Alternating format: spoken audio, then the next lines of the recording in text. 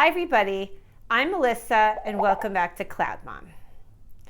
Sometimes I spend a lot of time preparing a video. I will get a question from somebody, either somebody I know or somebody who's written into the site or to one of our email accounts, and I'll spend a lot of time, sketching out what I want to answer, coming up with graphics, looking back and making sure I've researched the topic and I haven't left anything out.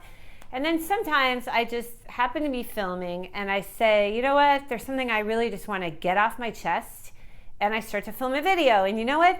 This is one of those times. And what I wanted to sort of vent about is stress. I have talked about stress quite a lot on my site and in my videos because I do think that taking care of kids is a very stressful thing. And one of the things that I think makes it so difficult is that as kids change, as they get older, you're constantly faced with new challenges that you don't necessarily feel well prepared for.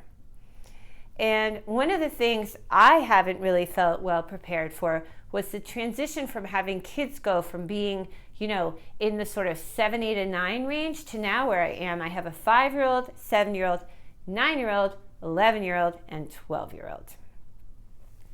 The 11 and 12-year-old are starting to get a little more independent, and they're starting to push back a lot when I might sort of make requests or demands about what they need to be doing, like their homework.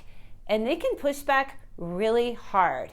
And I'm not really a very confrontational person, and I found that this sort of back and forth with them over the course of a day or an afternoon is really mentally wearing me down. I just feel exhausted, and I don't really want to have this thing where I'm constantly insisting or saying, if you don't do this, here's what the consequence is going to be, and all the rest of it. So basically, I feel like it's hard to just sort of maintain your, mental kind of energy as a mother. So anyway, take me a long time to introduce this topic, but I want to tell you guys what are the things that I try to do on almost a daily basis to keep myself feeling good so that I don't get, down, I don't get depressed. And by the way, it's been a really stressful time for my family because my husband is looking for a job and he's home.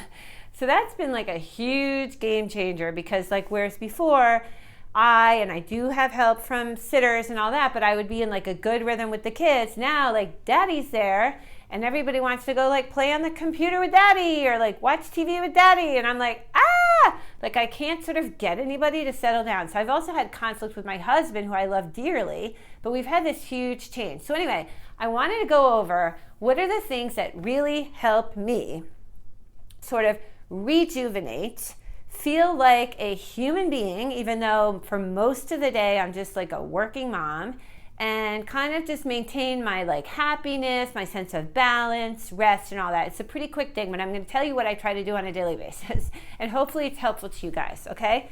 First of all, I'm a huge believer in exercise. A lot of mothers do not have time for exercise, especially when their kids are very young, or they work in an office and the time is just not there. If you do have your kids in all-day school and you work from home like me, try to find an easy way that's convenient for you that you can sort of make happen to get some exercise in there. Whether it's a local yoga studio, whether it's walking to work, even walking to your bus stop, getting on a bike at home, or some sort of a machine that like a Nordic track or something, even for 30 minutes, anything you can do that, makes you feel better. I even have a friend who travels all the time who brings yoga videos or has a routine that she does with her mat, 30 minutes. And she says it totally changes her situation mentally, from feeling sluggish, from not feeling good, to feeling sort of happy. It helps her posture, it helps her back, it helps everything. So really try to get that exercise in, okay? Number 2, you can't go from just taking care of your kids all day dealing with logistics, arguing with your husband and all that to just like work, work, work. You need a break. You need something in your day that you look forward to, like a little ritual that lets you just sort of take a deep breath. Maybe you read an article or two. Maybe you call your mom, your sister. You need something like that. So what I do when I can, I have a little coffee place around the corner. They know me so well that when I walk in, they just basically like hand me my coffee. And sometimes I've even forgotten my wallet, and they're so adorable that they just let me have my coffee anyway, and I pay the next day. So after I've had my little yoga class, my shower, this is all on a good day, I go there, I take like 20 minutes, I just literally sit there like looking like someone who's like shocked, and I just drink and enjoy my coffee. And I know that as soon as I come out of that coffee place and enter back home, I'm gonna have, this craziness of, emails, decisions, things hitting me, things I have to deal with, logistics, school wondering how my kid is getting home. Are they being picked up on the bus? Are they getting dropped off at gymnastics? Like boom, boom, boom, boom. But you know what? Nobody can perform like that, being that organized, that responsive 24/7. So I feel a little rejuvenated because I've had my yoga, I've breathed, I've taken a shower, I've had my coffee, I'm like good to go. Okay, that's 2 tips. Here's a 3rd tip.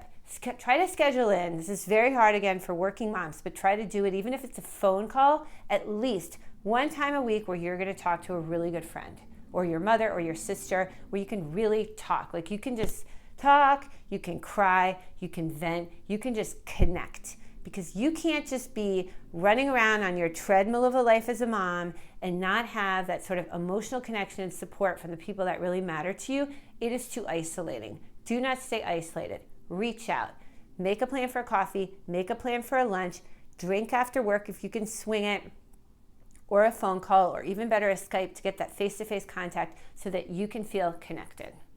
Okay, 2 other tips, and I have talked about this in other blogs. Try to eat dinner as early as possible. We were in a bad rhythm where I was eating dinner with my husband when he used to get home from work at like 8 or 9, and I could not sleep. I then tried to start eating with the kids much earlier, 5, 6. It's really, really helped.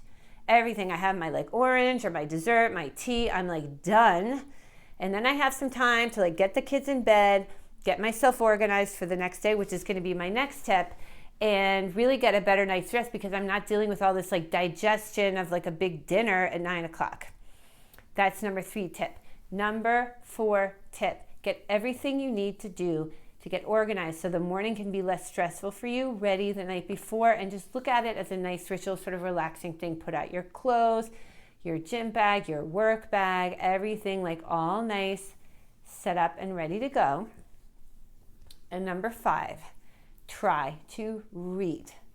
Not TV, not Netflix, not, Amazon videos. Try to have a book that you love. Try to read every night. 15, 20 minutes, something that takes you away, something that's relaxing, where there's beautiful language. It is going to help you sleep. It is going to help you feel connected. It is going to help you feel like you're stimulating your brain. It is going to give you another channel, and it's not going to interfere with your sleep the way that looking at a screen would. So anyway, those are just 5 tips to deal with feeling overwhelmed, mentally exhausted, tired, and sort of disconnected, and maybe even like a little blue as a mom. And I hope they're helpful to you guys. They're really basic tips.